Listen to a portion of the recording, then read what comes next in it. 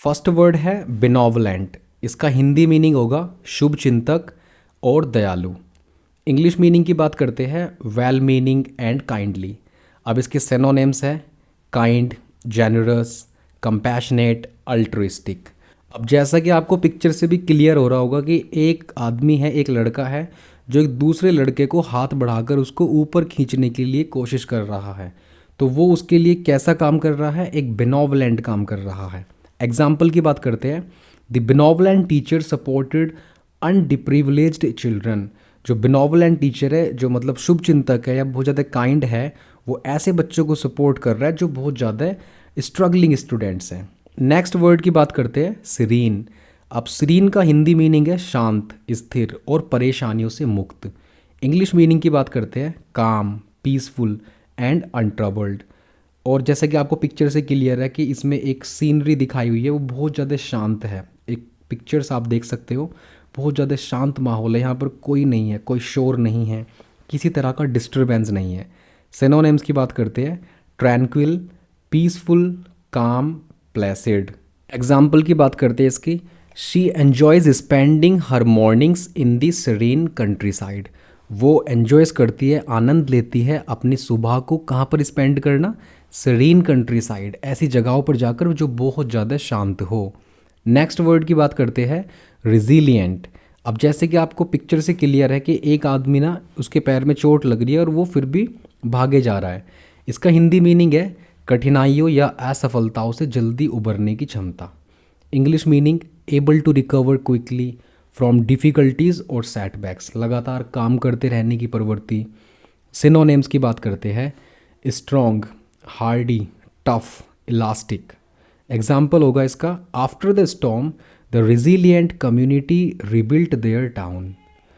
Number 4 cognition. इसका Hindi meaning है ज्ञान और अनुभव के माध्यम से जानकारी और समझ प्राप्त करने की मानसिक क्रिया।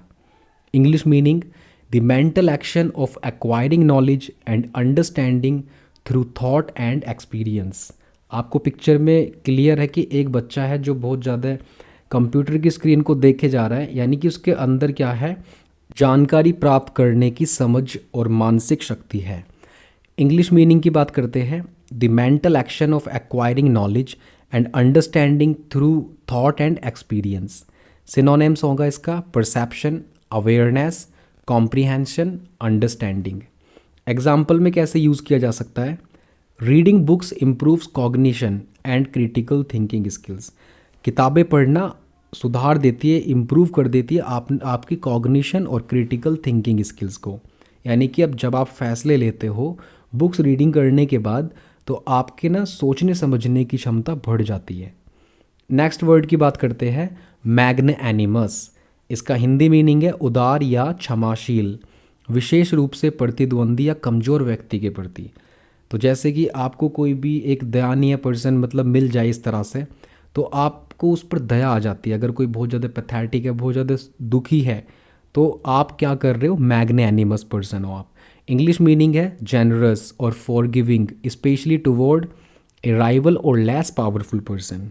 Synonyms generous, forgiving, noble, charitable, जो दूसरों की मदद करता हो, दूसरों के लिए फॉरगिविंग हो, नोबल हो, सज्जन हो, चैरिटेबल हो। एग्जाम्पल की बात करते हैं, he was मैग्नैनिमस in victory congratulating his opponent warmly. वो बहुत ज़्यादा बड़े दिल का, यानी कि बहुत ज़्यादा उदार है, क्षमाशील है जीत हासिल करने में। जब वो जीत जाते हैं, कॉन्ग्रेचुलेटिंग हिज अपोनेंट वार्मली, जब वो अपने अपोनेंट को बहुत ज़्यादा कॉन्ग्रेचुलेट करता है, शाबाशी देता है बहुत ही मनमोहक ढंग से। Number 6 ambiguity. हिंदी मीनिंग है एक से अधिक व्याख्याओं के लिए खुला होना या स्पष्टता की कमी, बहुत ज़्यादा कंफ्यूज हो जाना या किसी चीज़ में भ्रमित हो जाना। इंग्लिश मीनिंग है the quality of being open to more than one interpretation, lack of clarity. जब आपके सामने कई रास्ते हो और आपको ये समझ में ना आ रहा हो कि मुझे कहाँ पर जाना है, तो आप बहुत ज़्यादा कंफ्यूज हो जाते हो, आप एम्बिगियस हो जाते हो।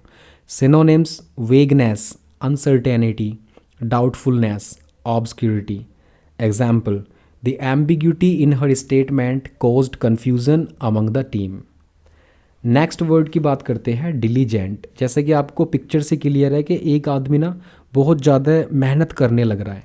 तो डिलीजेंट का मीनिंग है अपने काम या कर्तव्यों में देखभाल और ईमानदारी दिखाना। भले ही आपको कोई ना भी देख रहा हो फिर भी वर्क हार्ड करना, हार्ड वर्किंग करते रहना।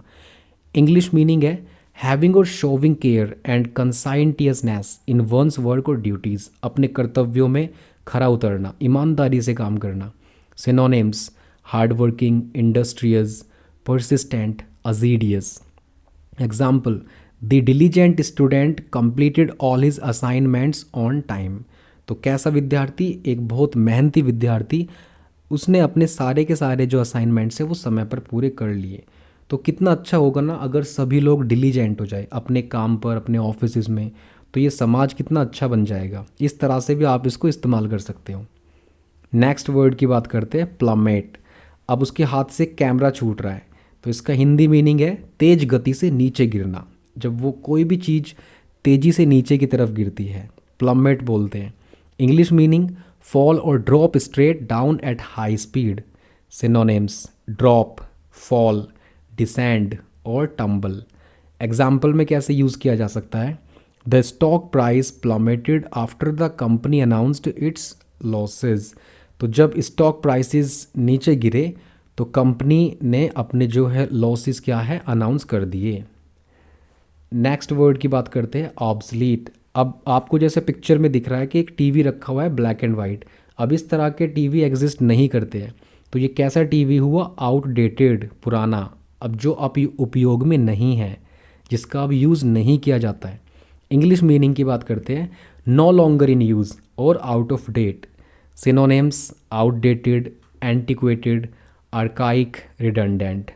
Example, typewriters have become obsolete due to modern technology. यानी कि मॉडर्न तकनीकी के आने के बाद जो टाइपराइटर्स हैं अब वो ऑब्सलीट हो चुके हैं। और आप ऐसे बहुत सारे एग्जाम्पल बना सकते हो। आपको ये भी पता है कि किस तरह की चीज़ें अब ऑब्सलीट हो चुकी है। जैसे जैसे मॉडर्न टेक्नोलॉजी बढ़ रही है तो काफ़ी जॉब ऑब्सलीट हो चुकी है। पोस्टमैन की अब ज़्यादा जॉब नहीं रही है। जब से ड्रोन चले हैं, ड्रोन कैमरा, तो उस तरह से जो कैमरा मैन होते थे जो हवाई जहाज़ के थ्रू रिकॉर्डिंग करते थे उनकी जॉब भी अब जाने लग रही है। तो ऑब्सलीट का मतलब है आउटडेटेड। Number 10 articulate. जैसे कि आपको एक पब्लिक स्पीकर दिख रहा है, वो बहुत ही अच्छे से खुद को एक्सप्रेस कर रहा है कॉन्फिडेंटली। हिंदी मीनिंग है स्पष्ट और प्रभावी ढंग से बोलने या व्यक्त करने की क्षमता। English meaning able to express thoughts and feelings clearly and effectively. अपनी सोच, अपने विचारों को बहुत ही स्पष्टता से प्रकट कर देना। Synonyms eloquent, expressive, fluent, coherent. Fluent आपने कई बार सुना होगा, उसकी इंग्लिश बहुत फ्लुएंट है या उसकी फ्लुएंसी बहुत अच्छी है। एग्जाम्पल की बात करते हैं the speaker was articulate and captivated the audience with his words. तो जो स्पीकर है उसने जब अपनी सोच, अपनी विचारधाराएं प्रकट की, एक्सप्रेस की, तो उसने ऑडियंस को मोह लिया अपने शब्दों से। इसमें एग्जाम्पल हिंदी में भी दिया हुआ है वक्ता स्पष्ट और प्रभावी था और उसने अपने शब्दों से श्रोताओं को मंत्रमुग्ध कर दिया। तो अगर आपको ये वीडियो अच्छा लगा है, आपको इस वीडियो से अगर कुछ भी नया सीखने को मिला है, तब आप इस वीडियो को लाइक कीजिए और इस चैनल को सब्सक्राइब कीजिए, क्योंकि मैं इस तरह की सीरीज़ स्टार्ट कर चुका हूँ और मैं हर एक वीडियो में 10 न्यू वर्ड्स आपके सामने डिस्कस करता हूँ। ना कि सिर्फ वर्ड्स डिस्कस करता हूँ बल्कि उनके इंग्लिश मीनिंग, उसका हिंदी मीनिंग और उसके रिलेटेड सिनोनिम्स, एंटोनिम्स और एग्जाम्पल में कैसे यूज़ कर सकते हैं। तो जैसे इस तरह की वीडियोस आप देखते हो तो आपकी वोकैबुलरी अपने आप अच्छी होने लग जाएगी और ना कि आप इफ़ेक्टिवली लिख सकते हो बल्कि आप बहुत अच्छा स्पीकिंग भी कर सकते हो, अपने डेली यूज़ में बोल सकते हो। और एग्ज़ाम के पॉइंट ऑफ व्यू से तो ये बहुत ही ज़्यादा इंपॉर्टेंट है। इस तरह के वर्ड्स से एग्ज़ाम में पूछे जाते हैं। तो थैंक यू वेरी मच। इस तरह की वीडियोस अगर आपको और ज़्यादा देखनी है तब आप इन वीडियो को लाइक कीजिए और चैनल को सब्सक्राइब कीजिए। और अगर आपको इंग्लिश के रिलेटेड और भी वीडियोस चाहिए तो आप मेरी दूसरी प्लेलिस्ट भी जाकर चेक कर सकते हो।